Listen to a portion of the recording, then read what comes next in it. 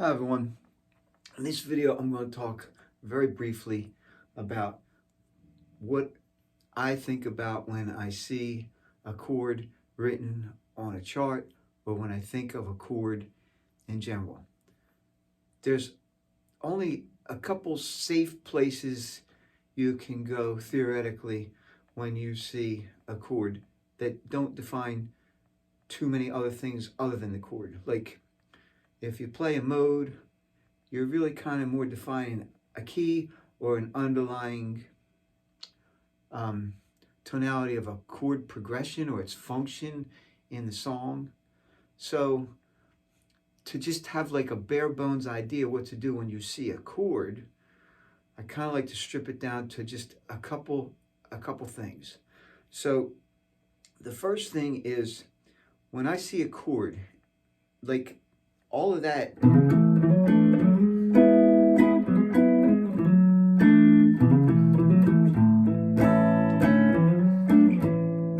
it's a bunch of cool stuff, but really the chord or the main sound that I'm playing over is that A. So the first thing I want to think about when I hear that progression or see that written on paper is, where's that A chord? Like, it should pop in your head, like, okay, well, that's an A, that's a littler A, that's an A, that's an A, this is an A, that's an A, this is an A, that's an A. There's another way to do an A, you know, and like have all these really great ways to do an A chord. Like, where's the chord? What's it look like? What's it look like on your instrument? How many ways do you just know how to grab that chord? It's one of the first things, because literally if you just sort of play off of those shapes, you're playing arpeggios of the chord. So if I do one at a time, it'll sort of sound like this.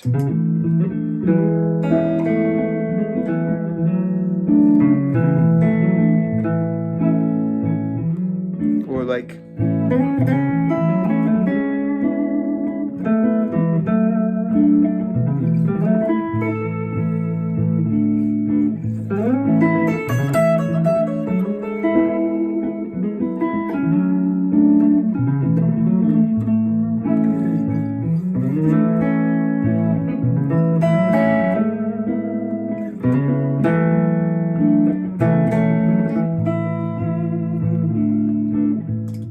doesn't sound bad. That's just playing the notes that make up those different things that I grabbed when I made those chords. It's kind of fun. It's actually a little more fun if you sort of intermix them, like when you play more long ways on the neck, something maybe like this. So I'm still thinking these same little grips that I had on that A chord, but I'm gonna like try to play more this way, up and down the neck.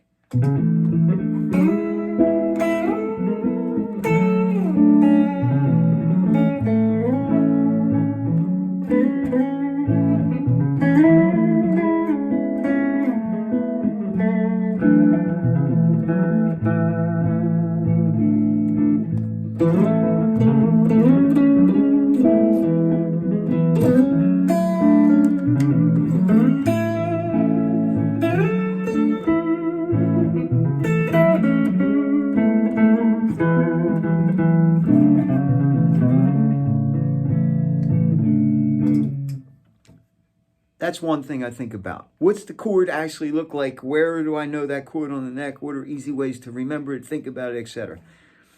The next thing that I think about, well, is it major, minor, diminished, dominant? What's the function of the chord? And then immediately my brain or my ear goes to some kind of pentatonic that works over that chord. So this is obviously A major. I could trash in there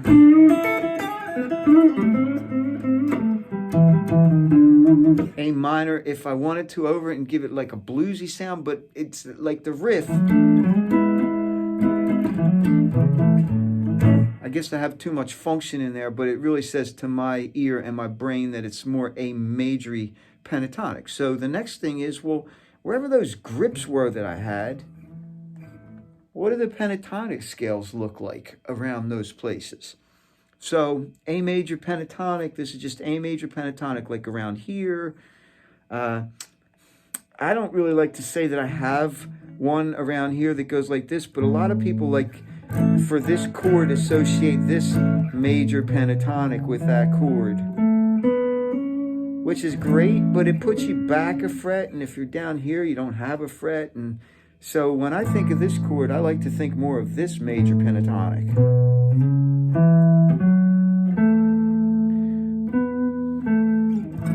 Because my finger's right on that root.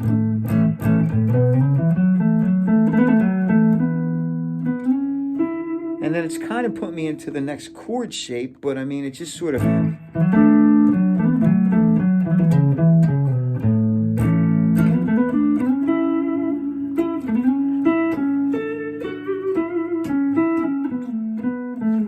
So I have like this one down here. And then I have this one. A little bit of a fourth in there. And then here,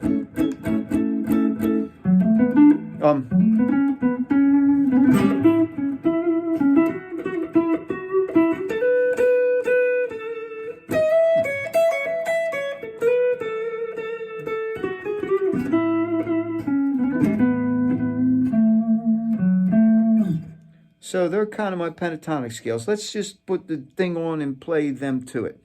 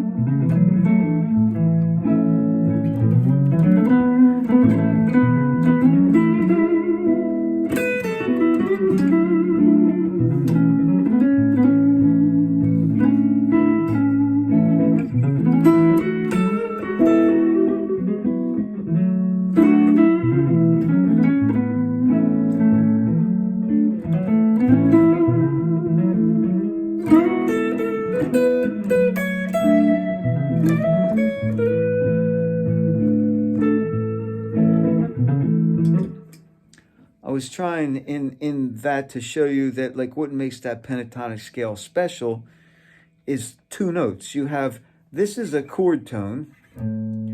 This isn't. That's your second or your ninth. Very special sound. That's a chord tone. That's your third. So it was kind of like we're playing the arpeggio, except we added in another note.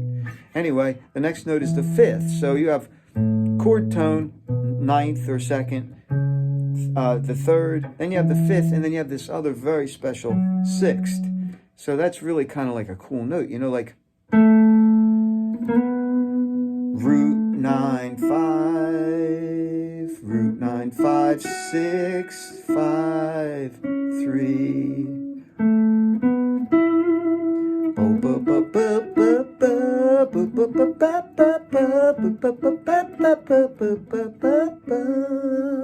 Great way to make up phrases.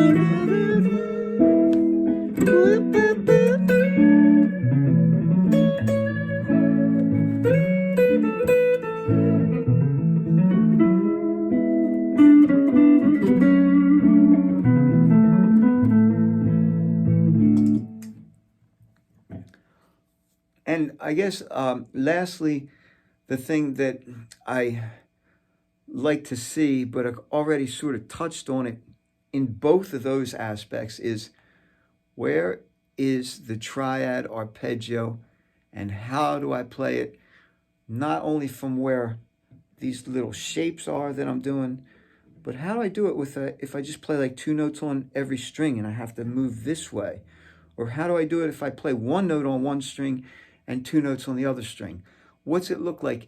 And what that does to me is it makes me think of where I want to like get to next. And then you could play all kinds of stuff that's not related to the key if you want to or not. So just an example of playing the triad arpeggio. Here you go. I hope you enjoyed this lesson, the thought process. Really break it down into its simplest parts. What does the chord look like?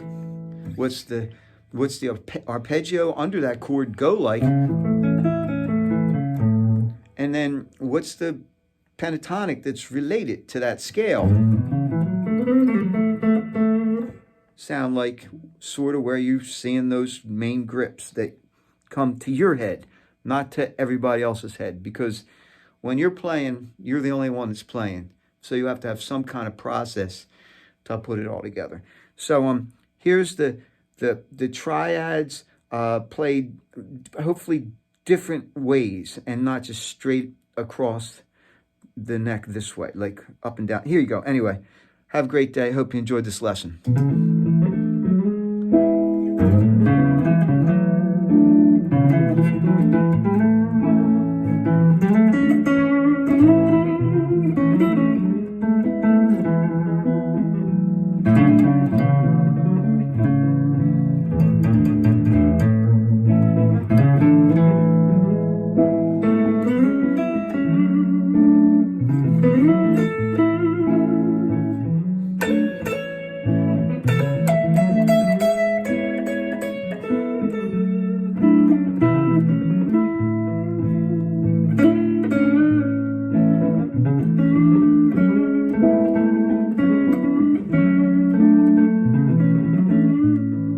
Don't forget you're playing the guitar. You can always do that. You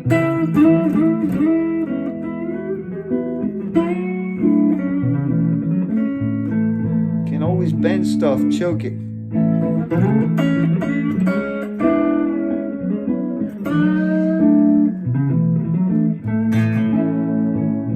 And get that fingernail happening.